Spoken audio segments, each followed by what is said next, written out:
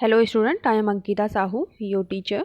तो आपका तुम हुआंग की गुफाएं चल रहा था और गुफाओं के भित्ति चित्र आपको बताए थे लास्ट वीडियो में। जो आपका अधूरा रह गया था भित्ति चित्र, वो हम इस वीडियो में कवर करेंगे। देन जो है रेशमी पट चित्रण देखेंगे और उसकी जो अनुकृतियाँ कहाँ कहाँ पे उनकी कॉपी करके चित्रण बनाए गए हैं वो देखेंगे। तो आपको मैंने लास्ट वीडियो में जो बताया था भित्ति चित्र, वो थोड़ा सा बताती हूँ, देन हम उसका बचा हुआ हिस्सा इसमें पढ़ते हैं। तो भित्ति चित्र में बताया था आपको कि तुंग हुआंग में जो है मूर्ति कला की अपेक्षा क्या चित्रकला ज़्यादा प्रधान है, मतलब चित्रकला को यहाँ पे ज़्यादा इंपॉर्टेंस दी गई है। और अनुमान है कि जो तुंग हुआंग के प्रत्येक भित्ति चित्र हैं वो हर उस पे छत पे बनाए गए हैं, सभी छतों पर भित्तियों पर बनाए गए हैं। और जो गुफाओं की खुरदुरी भित्ति थी, दीवार थी उनकी, जो उनका सरफेस था, उन्होंने क्या किया, उस पर भूसी और पशुओं के बाल मिलाकर चिकनी मिट्टी का लेप लगा देते थे। और दीवारों को एक सा मतलब पूरा सपाट बनाने के बाद मिट्टी और बारीक खड़िया और सरेस को मिला के एक पतला सा लेप उस पर या अस्तर या लेयर उस पर लगाते थे। फिर उसके बाद ये टेम्परा विधि द्वारा चित्रण करते थे। और ये पहले जो चित्रण करते थे वो किस पे करते थे? स्टार्टिंग वो कोयले और रंगीन बत्ती से रेखांकन करते थे, फिर गेरू से और काले रंग से इनको पक्का कर देते थे, मतलब फाइनल टच उन्हीं से देते थे। और छिद्रयुक्त अथवा कटी फटी हुई आकृतियों से भी चित्र उकेरे जाते थे और सीधी रेखाओं द्वारा भी उकेरे जाते थे। आभा मंडल आज भी गोलाई लिए हुए बनाया हुआ है, जो कि ये जो आभा मंडल बनाते थे वो सूत से, रस्सी से बनाते थे। और गेरू हरा, नीला, काजल, सिंदूर रंग का भी प्रयोग हुआ है। उत्तरी वे शासन काल की प्राचीनतम जो गुफाएं हैं वो 32 हैं और इनमें से 249, 251 तथा 257 के चित्र सबसे सर्वोत्तम हैं। इनकी शैली में कई प्रभावों का सम्मिश्रण भी है। बुद्ध की जो मुद्रा बनाई गई है, जो जेस्चर बनाए गए हैं, पोजीशन बनाए गए हैं, वो चीनी बनाए गए हैं और इसमें सपाट अलंकारिकता में बदल गई है। बुद्ध जीवन की जो जातक कथाएं हैं वो दिखाई गई हैं, अप्सराओं का अंकन किया गया है। तो ये जातक कथाओं के बहाने जो चीनी चित्रकार हैं उनको अभिरुचियां भी दिखाने का अच्छा अवसर मिला हुआ है। जातक कथाओं का अंकन प्रायः बाएं से दाएं ओर बनाया गया है। दृश्यों का चित्रण इस प्रकार हुआ है मानो लंबे रेशमी चित्रपट के दृश्य के टुकड़े काट काट कर 3 पट्टियों में दीवार पर ऊपर नीचे लगा दिए गए हैं।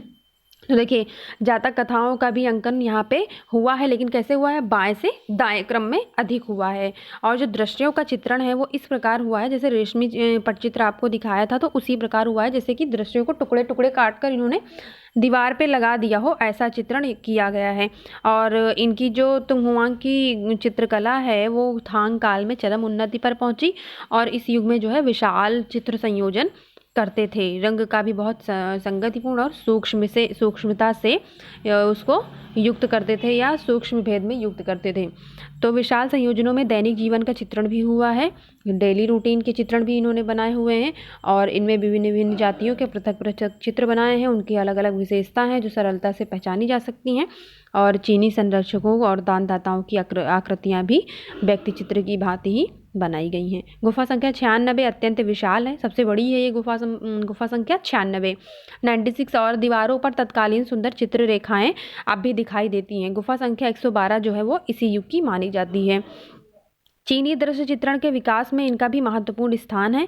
इनमें विस्तार की जो भावना उत्पन्न हुई वह किसमें? शोंग काल के दृश्य चित्रण में विकसित होती है। अभी आप शोंग काल आगे पढ़ेंगे उसके लैंडस्केप, तो आपको ये चीज़ें पीछे समझ में आएंगी।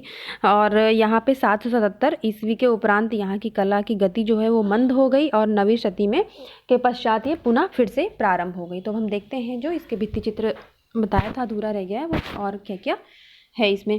तो तुंग हुआंग में युआन काल से पूर्व फ्रेस्को पद्धति का प्रयोग नहीं मिलता है। लगता है कि रंगों को बहुत अधिक परिष्कृत करके नहीं लगाया गया। आकृतियों की भारी सीमा रेखाएं, कठोर जड़ स्थितियां, मुख्य मुद्राएं और वस्त्रों की नुकीले सिकुड़ने, अजीब सी मुद्राएं, पैर दूर दूर अंकित किए गए। तो यहाँ पे जो फ्रेस्को पद्धति का यूज़ हुआ है तो इससे पहले नहीं मिलता है। और जो इन्होंने रंगों को लगाया हुआ है वो परिष्कृत करके, मतलब बहुत ही सफाई के साथ रंगों को यूज़ नहीं किया गया है। और आकृतियों की जो सीमा रेखाएं हैं, जो आउटलाइन बनाई है इन्होंने, वो बहुत भारी बनाई हैं, मतलब बहुत ब्रॉड बनाई हैं इन्होंने। और जड़ स्थितियाँ दिखाई गई हैं, मतलब इन्होंने सुव्यवस्थित ढंग से इनके जो है जेस्चर नहीं बनाए हैं, पोजीशन नहीं बनाए हैं। और जो इनकी मुख मुद्राएं हैं तो रंगों को इन्होंने बहुत ही परिष्कृत नहीं लगाया, मतलब क्लासी ढंग से यूज़ नहीं किया है। और आकृतियों की बताया अभी कि भारी सीमा रेखा मतलब ब्रॉड लाइंस का यूज़ किया है, कठोर स्थितियाँ, जड़ स्थितियाँ बनाई हैं। और इनकी जो मुख्य मुद्राएं हैं, वस्त्रों की नुकीले सिकुड़ने हैं, वो बहुत अजीब सी बनाई गई हैं, अजीब अजीब सी मुद्राएं बनाई गई हैं और दूर दूर पैर भी अंकित किए गए हैं।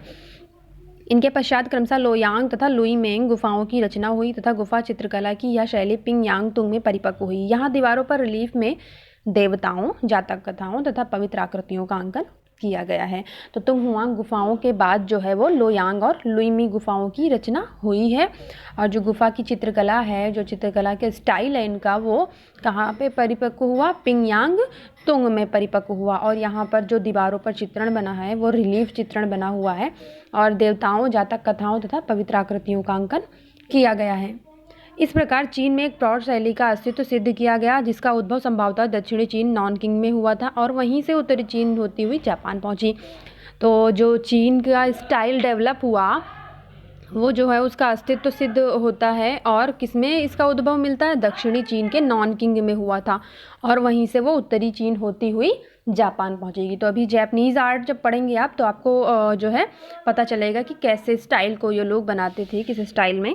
अब आपका सेकंड है आपका तुंगहुआंग की गुफाएं और भित्ति चित्र खत्म हुआ। देन आपका रेशमी पट चित्रण स्टार्ट हुआ। तो देखते हैं रेशमी पट चित्रण में क्या है।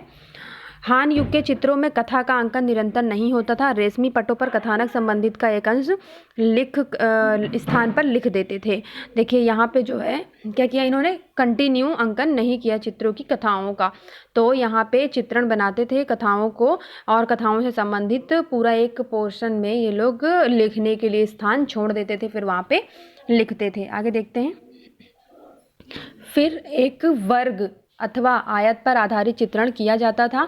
इस प्रकार किसी कथा से संबंधित अनेक चित्र पृथक पृथक अंकित किए जाते थे और बीच बीच में काव्यांश लिख दिए जाते थे। इस युग की यह प्रवृत्ति बदली। तो यहाँ पे क्या करते थे?